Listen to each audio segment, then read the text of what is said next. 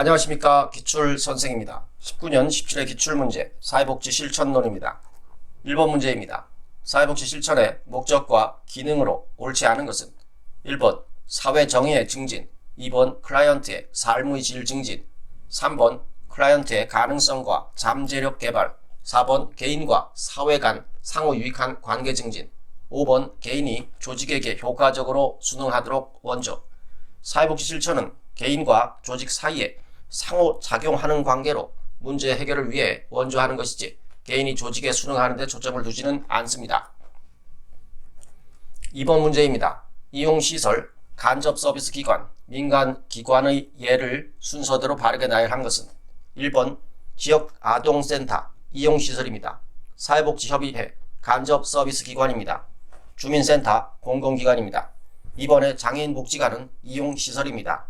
주민센터는 직접 서비스 기관이며 지역사회보장협의체는 민간협력기구입니다. 3번의 청소년 쉼터는 생활시설, 사회복지관은 직접 서비스 기관, 사회복지공동모금회는 민간기관, 4번의 사회복지관은 이용시설이며 노인보호전문기관은 직접 서비스 기관입니다. 성폭력 피해 상담소는 민간기관입니다. 성폭력 피해 상담소는 국가 또는 지자체에서도 설치 운영이 가능합니다. 5번의 다문화 가족지원센터는 이용시설이며 사회복지공동모금회는 간접서비스기관입니다. 한국사회복지사협회는 민간기관입니다. 정답은 5번입니다. 3번 문제입니다. 사회복지 전문직에 관한 설명으로 옳은 것을 모두 옳은 것은 기억, 전문적인 이론 체계를 갖고 있음. 니은 개인의 변화와 사회적 변혁에 관심을 둠. 디귿 미시 및 거시적 개입 방법을 모두 이해해야 함. 니을 타 분야 전문가와의 협업을 위해 고유한 정체성의 발전은 불필요함. 사회복지 전문직은 다른 분야와 구별되는 고유한 가치와 규범, 정체성이 필요합니다.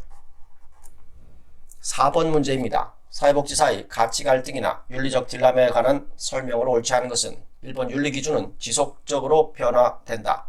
2번 가치 갈등에 대응하는 첫 단계는 가치 갈등의 존재를 인식하는 것이다. 3번 윤리적 결정에 따른 결과의 모호성으로 윤리적 딜레마가 발생할 수 있다. 4번 기관의 목표가 클라이언트 이익에 위배될 때 가치상충으로 윤리적 딜레마가 발생할 수 있다. 기관의 목표가 클라이언트 이익에 위배될 때는 가치상충이 아니라 의무상충으로 윤리적 딜레마가 발생할 수 있습니다.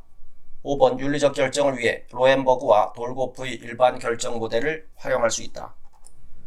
5번 문제입니다. 사회복지사 윤리에 관한 설명으로 옳은 것을 모두 고른 것은 기억, 사회복지사는 원조 과정에서 자신의 이익을 위해 행동해서는 안 된다.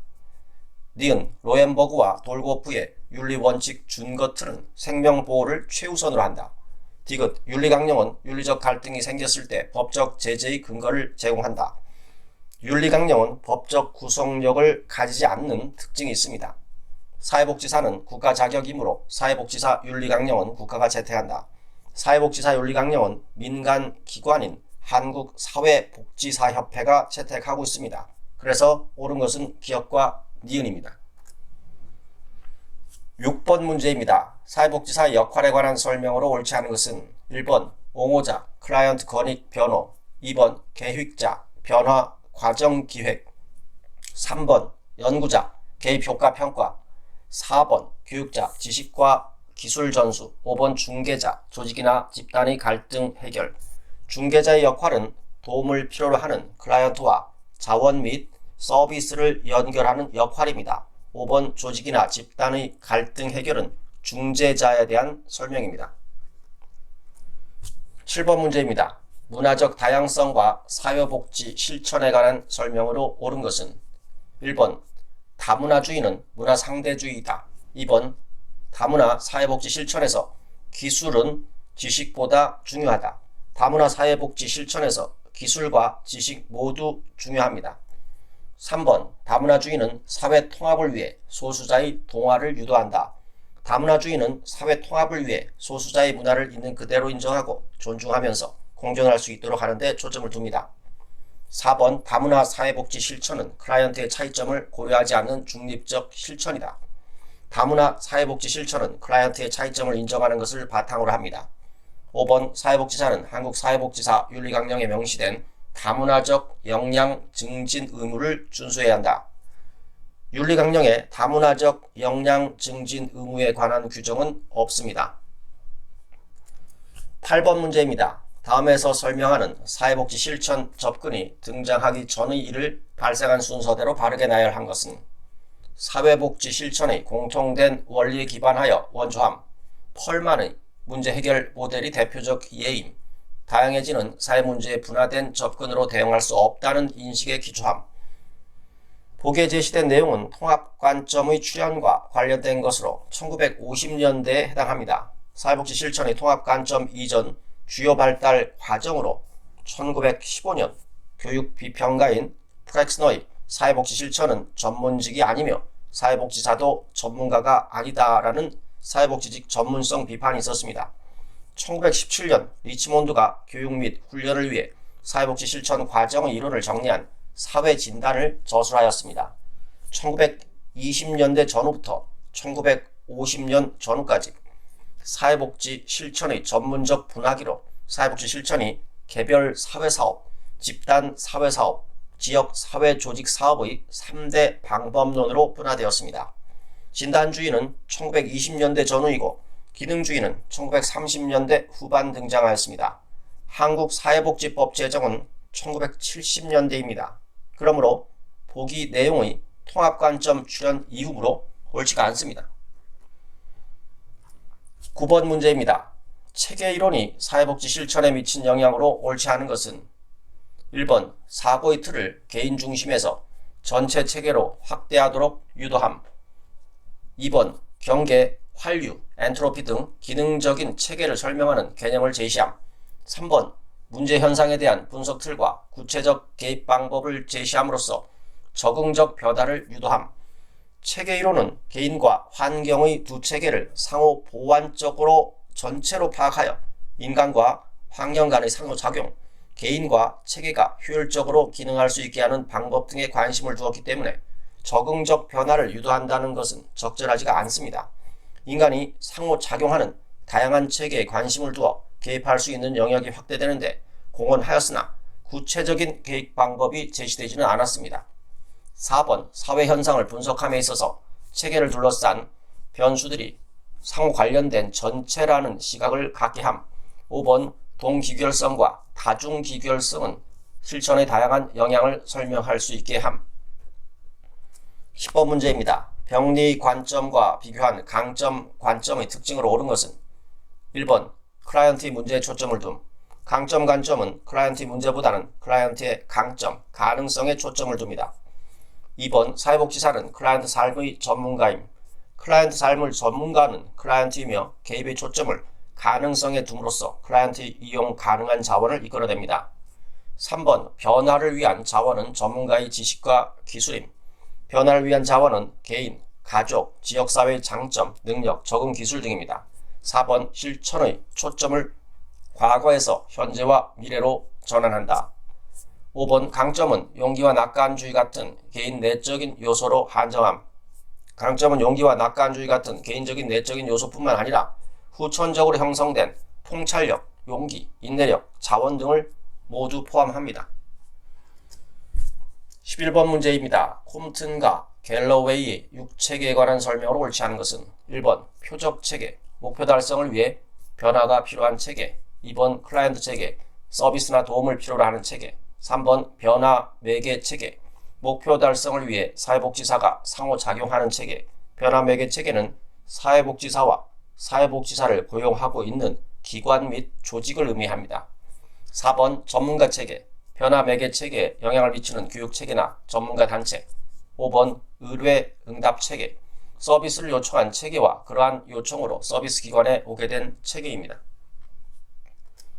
12번 문제입니다. 인파워먼트 모델에 관한 설명으로 옳은 것을 모두 고른 것은 기억, 인파워먼트는 개인, 대인관계, 제도적 차원에서 이루어짐. 니은 클라이언트를 문제 해결의 협력적 파트너로 인정함.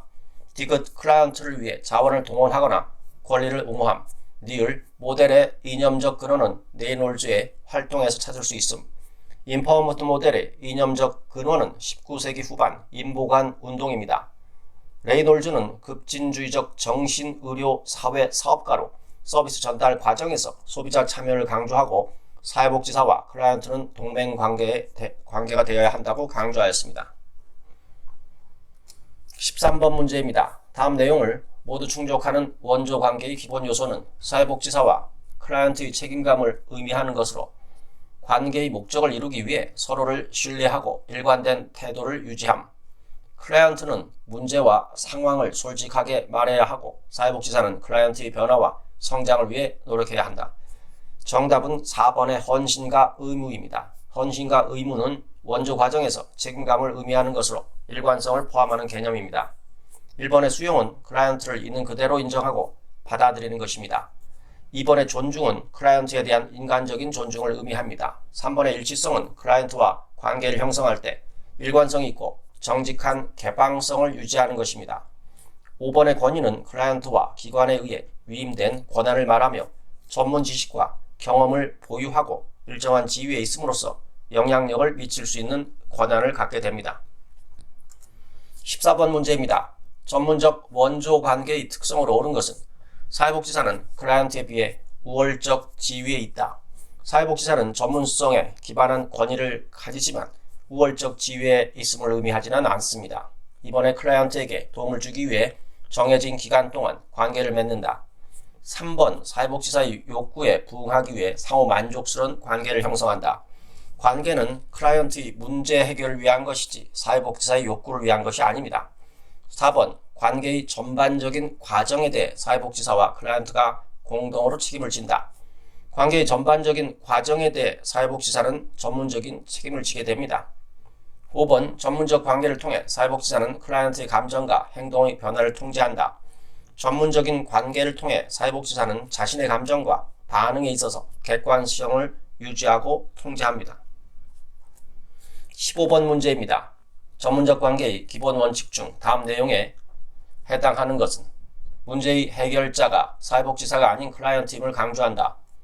법률에 따라 제한되는 경우를 제외하고 최대한 존중되어야 한다. 사회복지사는 문제 해결을 위해 다양한 대안을 알고 있어야 한다.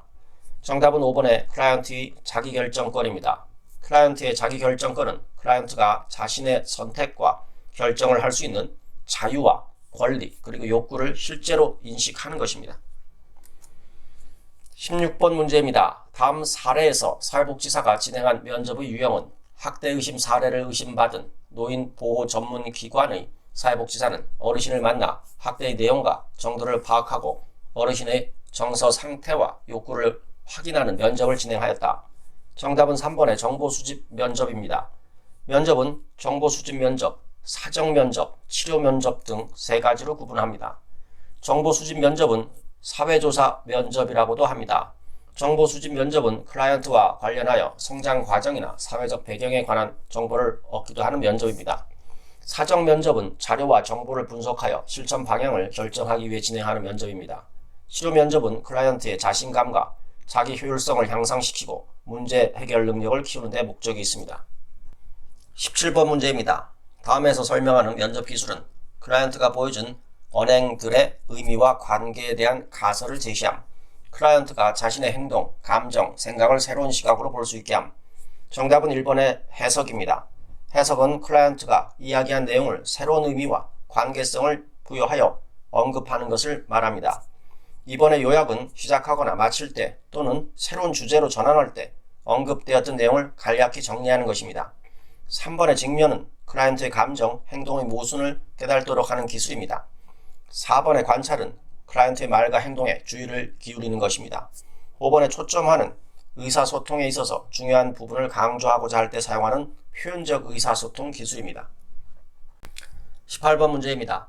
문제와 욕구를 확인하여 기관의 정책과 서비스에 부합하는지 판단하는 사회복지 실천의 과정은 1번 접수입니다. 사회복지 실천의 일반적인 과정은 접수 및 관계 형성, 자료 수집 및 사정, 계획 및 계약, 개입, 평가 및 종결의 순서입니다. 클라이언트가 문제와 욕구를 호소하여 기관을 방문했을 때 그에 적합한 서비스를 제공할 수 있는지를 판단해야 합니다. 19번 문제입니다. 의뢰에 관한 설명으로 옳은 것을 모두 고른 것은 기억, 클라이언트가 거부감을 느끼지 않도록 정서적으로 지지함. 니은 의뢰하는 기관과 서비스의 정보를 클라이언트에게 제공함. 디귿 반드시 클라이언트의 동의가 필요한 것은 아니다. 클라이언트의 욕구가 사회복지사가 속한 기관의 서비스로 충족이 될 수 없을 경우에 의뢰가 진행되는데, 의뢰를 검토하게 된 상황을 클라이언트에게 설명하고 클라이언트가 원치 않을 경우에는 진행하지 않아야 합니다. 즉 이러한 경우와 같이 동의가 전제되어야 합니다. 니을 의뢰된 기관에서 클라이언트가 서비스를 적절히 받는지 확인한다. 정답은 3번의 기역, 니은, 니을입니다. 20번 문제입니다. 사정 단계에서 클라이언트가 제시한 남편의 일중독 문제를 자신이 남편에게 중요한 존재임을 느끼고 싶어하는 욕구로 바꾸어 진술하는 것은 무엇인가? 정답은 2번의 문제 형성입니다. 수집한 정보를 분석하여 사회복지사가 전문적인 시각으로 문제를 판단하는 것이 문제 형성입니다. 문제 형성에서는 클라이언트의 충족되지 못한 욕구를 구체적으로 밝히는 것이 가장 중요합니다. 해당 질문에서 클라이언트의 구체적인 욕구는 자신이 남편에게 중요한 존재임을 느끼고 싶어하는 욕구입니다.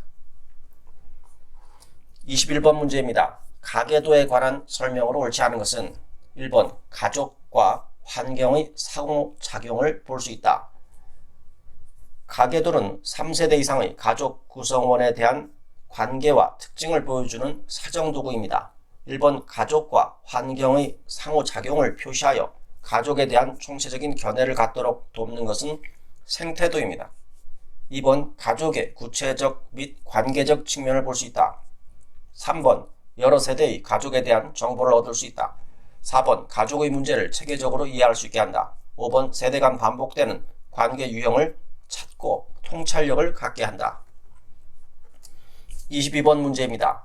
종결 단계의 사회복지사 과업으로 옳지 않은 것은 1번 클라이언트가 이룬 성과를 확인한다. 2번 종결에 의한 클라이언트의 상실감에 공감한다. 3번 클라이언트의 감정을 이해하고 있음을 전달한다. 4번 클라이언트의 비언어적 메시지에 민감하게 반응한다. 5번 종결에 대한 클라이언트의 부정적 감정은 다루지 않는다. 종결 단계에서 사회복지사는 클라이언트와 종결에 대해 논의하게 되며 부정적인 정서적 반응에 대하여 해결하기 위해 노력해야 합니다. 종결 이후 나타날 수 있는 여러가지 문제 등에 대하여도 클라이언트와 함께 이야기를 나눌 수 있습니다. 23번 문제입니다. 사례 관리에 관한 설명으로 옳지 않은 것은 1번 통합적 방법을 활용한다. 2번 직접 서비스와 간접 서비스를 결합한 것이다. 3번 포괄적이고 지속적인 서비스를 제공하는 것이다. 4번 전통적인 사회복지 방법론과 전혀 다른 실천 방법이다. 사례관리는 전통적인 사회복지 방법론과 전혀 다른 형태가 아니라 통합적인 접근 방법입니다. 즉 사례관리는 기존의 실천 방법들을 더 다양한 차원에서 효율적으로 활용하기 위해 제시된 것입니다. 5번 기관의 범위를 넘어 지역사회 차원의 서비스 제공과 점검을 강조한다. 24번 문제입니다. 사례관리 사정에 관한 설명으로 옳은 것을 모두 고른 것은 기억, 클라이언트와 함께 문제 목록을 작성한다. 니은 클라이언트의 욕구 및 자원을 확인한다. 디귿 계획된 서비스의 전달 과정을 추적한다. 사례관리 사정 범주로는 욕구와 문제의 사정, 자원의 사정, 장애물에 대한 사정이 있습니다. 디귿의 계획된 서비스의 전달 과정 추적은 점검 단계입니다.